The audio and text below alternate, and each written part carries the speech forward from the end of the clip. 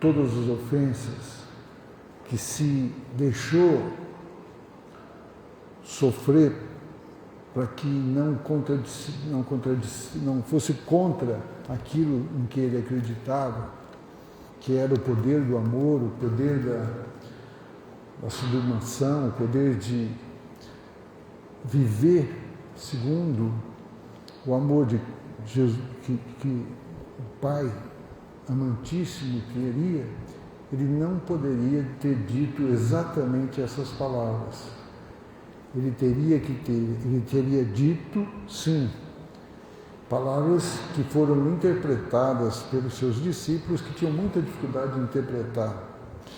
E a gente sabe que a Bíblia, escrita no ano de 325 depois de Cristo, foi feita em cima de várias anotações que foram analisadas e ditas. Essas palavras parecem ser as palavras corretas, mas que tinham também uma influência política muito grande. Até por isso depois de ser questionado, passava por um conselho de bispo. E esse conselho de bispo é que fazia uma análise e permitia que fosse ou não publicado.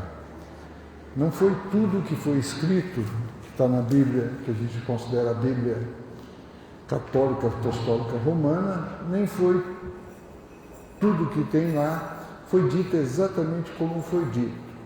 Algumas pessoas dizem, não, isso é inspiração de Deus, nada que tem na Bíblia pode ser mudado. Se isso fosse verdade, a última mudança que foi feita no Pai Nosso não poderia ter ocorrido. Na minha época, quando eu aprendi o Pai Nosso, a gente dizia, perdoai as nossas dívidas como nós perdoamos os nossos devedores. Isso mudou para ofensa. Que inspiração divina foi feita para que se mudasse dívida para ofensa? Mas esse mesmo processo de mudança que se fez de dívida para ofensa, baseado nas crenças da sociedade atual, foi feito ao longo do tempo. E provavelmente essas palavras que foram lidas e ditas aqui, como sendo de Jesus, têm um pouco de interpretação. Como eu vejo a fé? O que é fé? Fé é acreditar. Quando você diz assim, eu tenho fé, eu acredito, isso está correto? Não. Fé não é acreditar.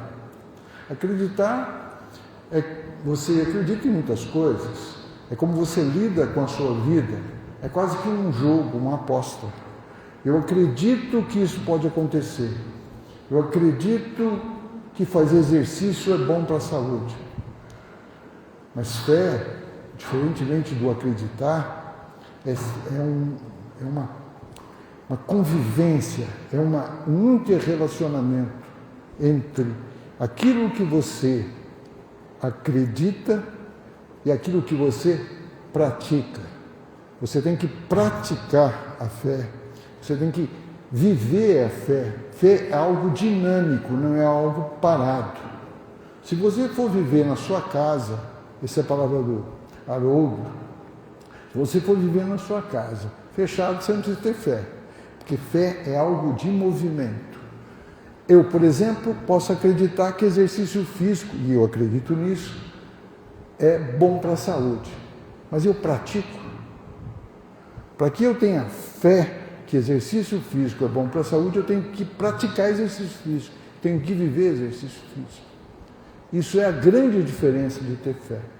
Eu posso ter fé que amanhã, eu acredito que amanhã vai chover. Mas se eu tiver fé que amanhã vai chover, eu só saio com o guarda-chuva, saio e vou andar na rua com o guarda-chuva esperando que vai chover. E vai chover. Porque a fé é quando você tem uma lei que permita que você tenha isso como certo. Por exemplo, eu ouvi na TV que ia chover na parte da tarde. E eu saio com o guarda-chuva porque eu tenho fé. Eu acredito que os meteorologistas estão fazendo a previsão correta para a nossa região. Então, fé é mais do que acreditar. E ela só pode existir se ela tiver uma ação, um agir. Então, quando você vive a palavra do amor ao próximo, da caridade, da esperança, você precisa ter fé. E isso modifica a sua vida. A pessoa que tem fé modifica a vida dela. Se você diz, eu tenho fé nisso que faço, mas eu não consigo modificar a minha vida, é porque eu não tenho fé verdadeira. Porque a fé verdadeira é aquela que faz com que você modifique a sua vida. E é isso que fez que o mundo existisse como o mundo. Quando fé é uma coisa tão natural, que quando houve os primeiros aglomerados humanos, como eles tinham fé de que estarem juntos, davam força a eles, que estarem juntos, permitiram que eles sobrevivessem, eles ficaram juntos. Essa era a fé. Eles acreditavam e praticavam isso. Então, ter fé é você agir para que as coisas aconteçam. E lembrar que se você tem fé de que existe um Deus, e esse Deus atua na nossa intimidade, na nossa vida, e isso foi falado várias vezes por Deus, por Jesus. Jesus disse no próprio Pai Nosso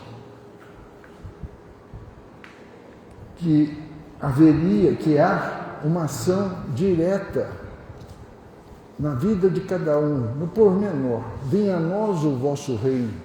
Quando ele diz isso, ele está dizendo, Jesus, Deus tem um programa específico para cada um de nós. E quando tem esse programa, você vai dizer assim, mas o Espiritismo concorda com isso? Kardec, pelo menos, concordava. Kardec, por exemplo, disse que Deus cuida dos detalhes de cada um de nós. E depois explicou isso pelo fluido universal. Há um fluido universal e esse fluido universal permite que ele possa ter essa ação individualizada para cada um de nós.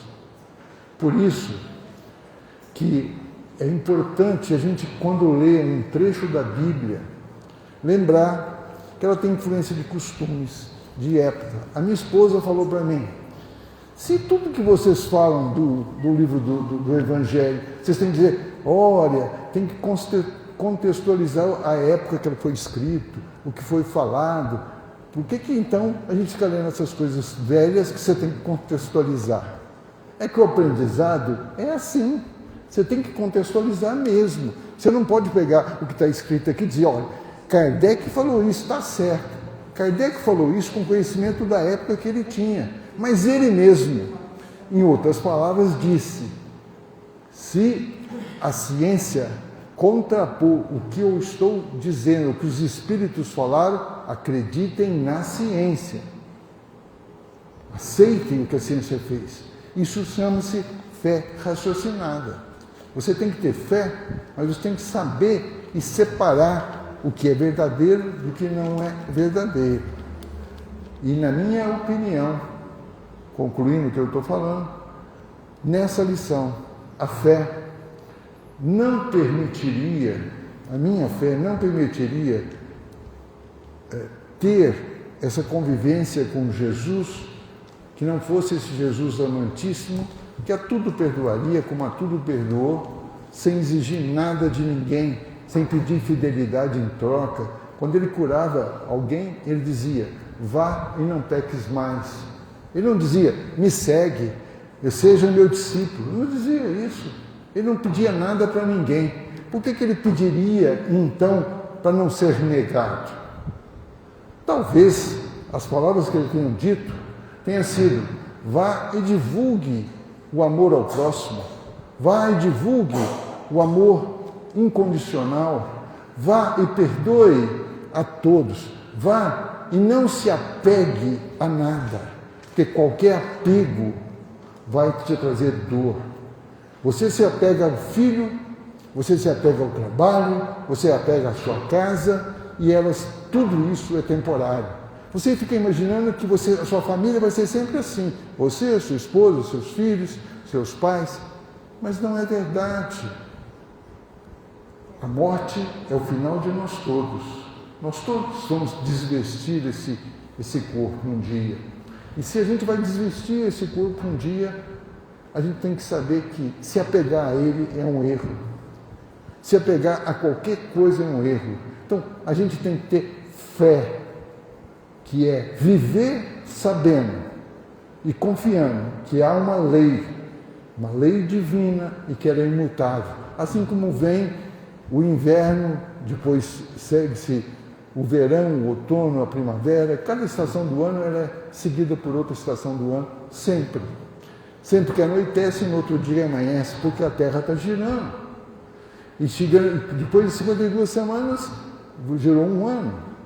Sabendo disso, a gente tem fé que isso vai acontecer todo dia. E que, como a gente sabe, que a gente está numa jornada de nascimento, vida e morte, depois renascimento, vida e morte, você tem que ter fé que isso é o que a gente vai ter ao longo da vida.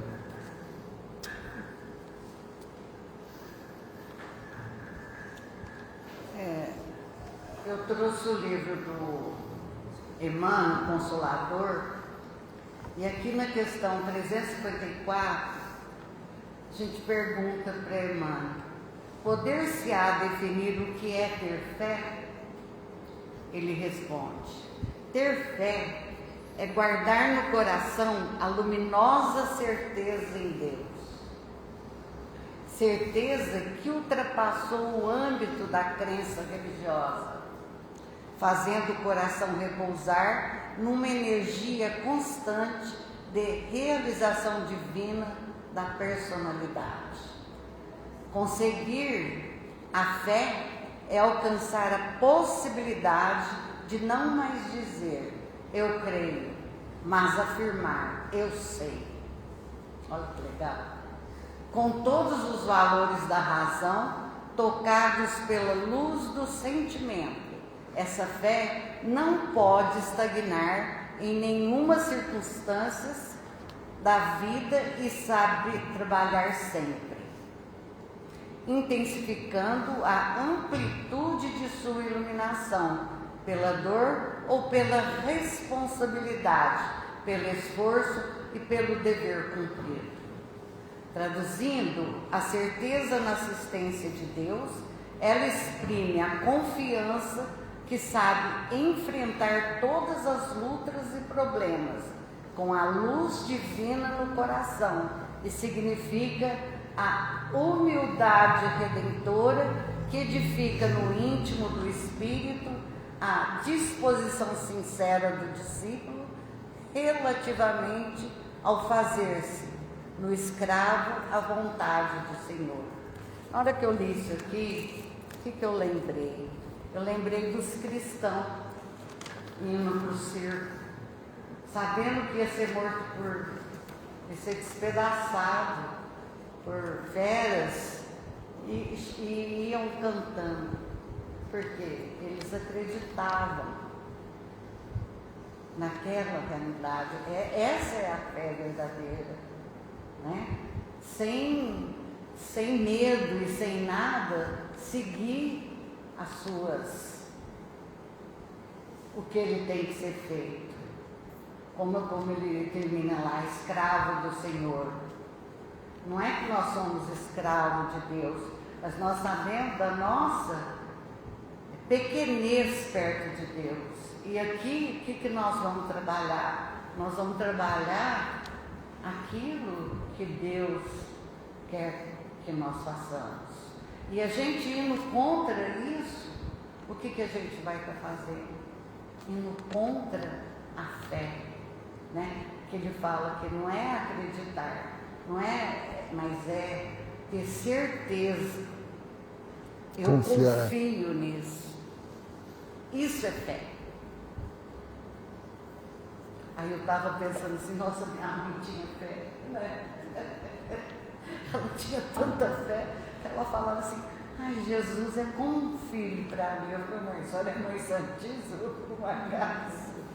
Ai, filha, não é isso. Eu não sei explicar, eu falava, sabe? Mas ela está certa, porque qual é o maior amor que nós temos aqui no mundo? O amor de mãe, né? Se você quiser representar um amor, é esse, né? Então, e a gente tem que, e a coragem da fé é isso, a gente se responsabilizar publicamente pelas verdades, por aquilo que é verdadeiro, né?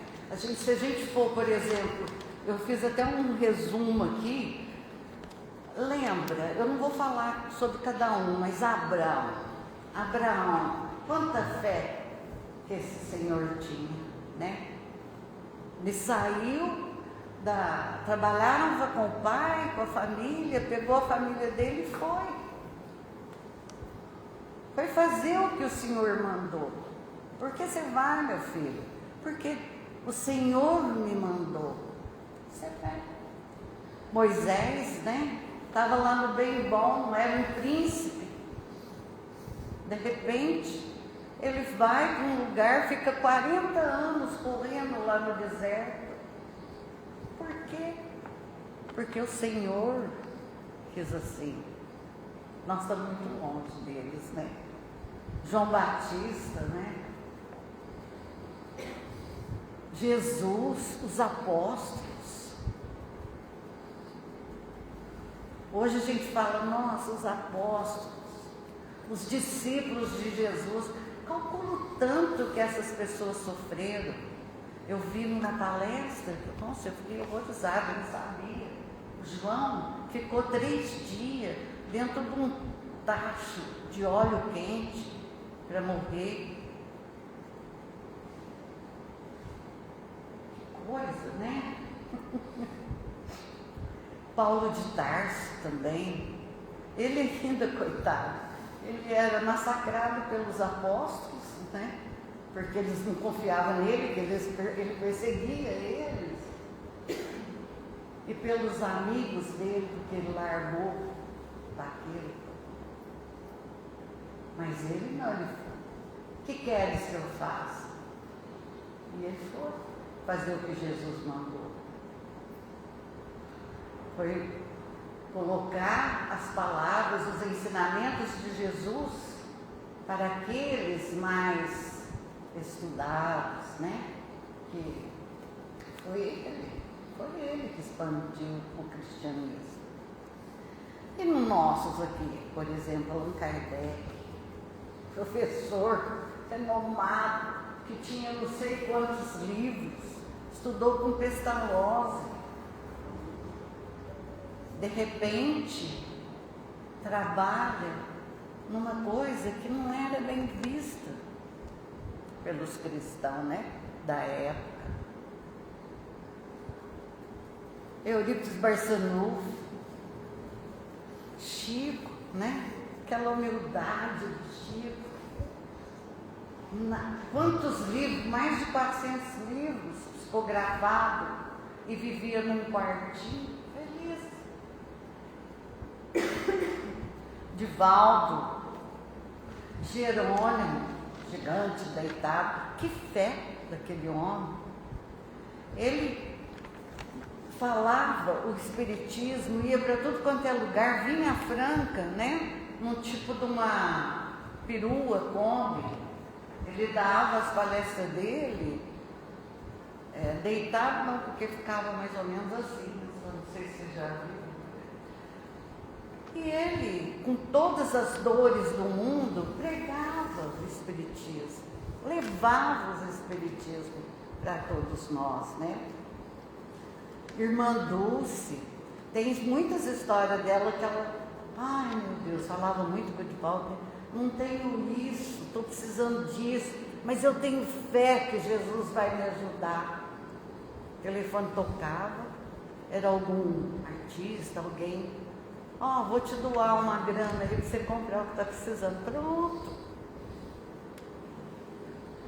Teresa de Calcutá, né, que era de uma família também de bem, né, que eles falavam lá, nobre, largou tudo para viver num lugar difícil.